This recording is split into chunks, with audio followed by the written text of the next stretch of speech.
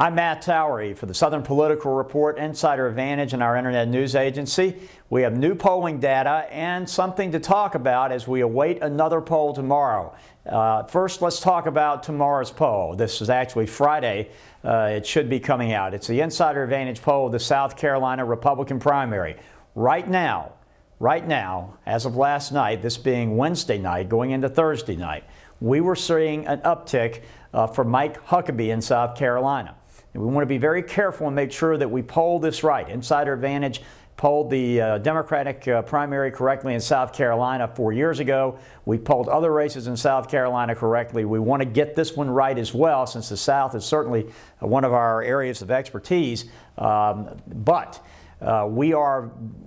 have some concern because we see so many national polls or other pollsters showing McCain leading by a large percentage point, and we're seeing a different matter in South Carolina. We're going to go another night and see what happens. But on the line with me right now is Tom Baxter, who is, of course, our editor and vice president of InsiderAdvantage, but editor of our Southern Political Report. Tom, tell me what you're hearing right now with regard to this surge that might be taking place with regard to Huckabee.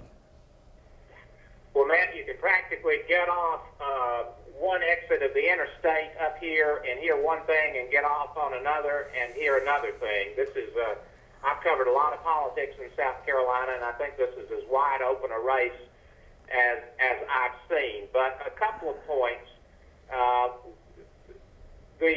You still are struck, I think, or I'm struck by the cultural affinity that Mike Huckabee has with a lot of conservative, nominally Republican voters up here. And I say nominally Republican. I'm talking about the people who go and vote in Republican primaries, but they're not in the Republican inner circle. Mm-hmm. You talk with activist Republicans here. They see a big swing to McCain. Chip Feltful in Greenville, South Carolina, expressed it yesterday. The Republicans in South Carolina gravitate to a known entity when there's a period of indecision, and he thinks that McCain is the known entity. On the other hand, you ride through working class neighborhoods here in South Carolina and you see a lot of Huckabee signs. And just every indication that our polling is onto something about his strength here. Well, certainly, I mean, most of the polls have McCain way ahead. It may be that McCain is leading in South Carolina. We're going to look at it very carefully over the evening. But we had a good night, a couple of good nights of polling, particularly last night because there was a snowstorm in South Carolina, and consequently a lot of those churches that normally would be holding Wednesday church services were canceled. That meant a lot of the Christian, conservative Republican vote was at home and captured, and perhaps sometimes they're missed when we're polling on Sunday nights and Wednesday nights. So we're going to keep watching that. We're not ready to release a poll yet. We're going to look at the new numbers. Let's talk about Florida real quickly. In a poll by InsiderAdvantage for the Florida Chamber of Commerce, let's do the Democrats first, because I think there's really something going on the Democratic side down there. Hillary Clinton, we have at 42%, Barack Obama at 34%, Edwards at 9%, other candidates 6%, and just about 9% say they're undecided. Now, Tom, most of the other pollsters have had this race. In fact, Survey USA had this race 50% for Clinton. But yet, in what we're seeing in our polling, we see that the number of people, the percentage of people who say they're going to vote in the Democratic primary appears to be down about 25% below the Republican primary, even though there are more registered Democrats.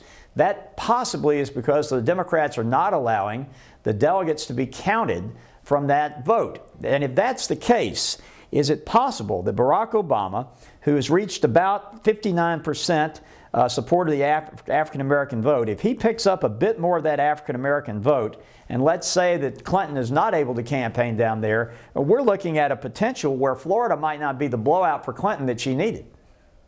Matt, keep in mind also that the South Carolina Democratic primary is the Saturday before the Tuesday date of the Florida primary. That means that if Obama scores a big win here, he gets a bounce 3 days ahead of the Florida vote. Well, and that's the thing that I find so interesting. I am amazed that Senator Clinton is holding to this pledge not to campaign in Florida. Certainly, she must understand that 33% of the Democratic vote in Florida, roughly, is African American. And among whites, as long as John Edwards remains in this race, among white voters, I mean, it's very interesting. You've got really a division about 50-50 with about over 50% going to Clinton, but a remaining 15% going to Obama, 16% going to Edwards. If John Edwards is in this race in Florida, and if he's still campaigning, then I don't see where Hillary Clinton isn't in some degree of at least having to be concerned about a state that looked like it was going to be a guarantee for her. And there again, the timing is so critical. John Edwards, even if he's going to drop out of the presidential race, doesn't really have a lot of incentive to do it within 3 days after South Carolina. And let's suppose he does better than average here, better than expected here. That could give him a boost in Florida, and he might very well pick up some more of those white votes. Well, it's very interesting. It looks like, now let's go very quickly to the Republican side, and then we'll wrap up. Rudy Giuliani is at 21% in Florida. McCain, 20%. Romney, 20%. Huckabee, 13%. We're looking at basically a pretty tied up race right now. Just absolutely remarkable. You're beginning to see those stories now about the possibility of a brokered convention. You know, you just have to, I think at this point, begin to take that somewhat seriously. There is that possibility out there. And if Rudy Giuliani comes out of Florida with a split decision, I guess he has to, it doesn't end his campaign. He goes into that big Tsunami Tuesday with a lot of name ID, but it certainly does hurt him tremendously. Well, it certainly says that his gamble and he's been on television heavily in Florida. He's been actually on television more heavily than any of the other candidates. Obviously, they're trying to scrap their money to fight in South Carolina. But with just a 1% lead now, Romney obviously got a huge boost from winning Michigan, as McCain has gotten his boost from winning in New Hampshire. This one is going to go to the wire. And, of course, if Huckabee were to pull out some sort of upset in South Carolina, his numbers, he's at 13, so there's opportunity for that to become a four-way race, particularly with Thompson pulling about 7%. And a remaining 13% being undecided. So looks like we've got some hot politics in a very cold South. You were in a snowstorm, so to speak. I understand, as we had snow in our headquarters here in Atlanta, up in Columbia, and you were in Greenville last night. Tell us what the weather was like.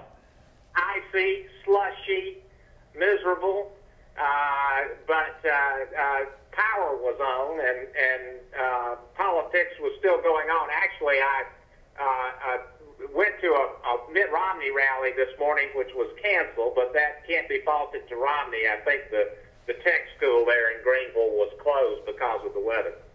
Well, Tom, stay safe on the roads. You're covering all parts of South Carolina. Tomorrow we'll be talking with you and Lee Bandy to get response on our big South Carolina poll, and we'll tell you who we think is going to be the leader going into Saturday's big vote. I'm Matt Towery for Insider Advantage, the Southern Political Report, and the Internet News Agency. Have a great day.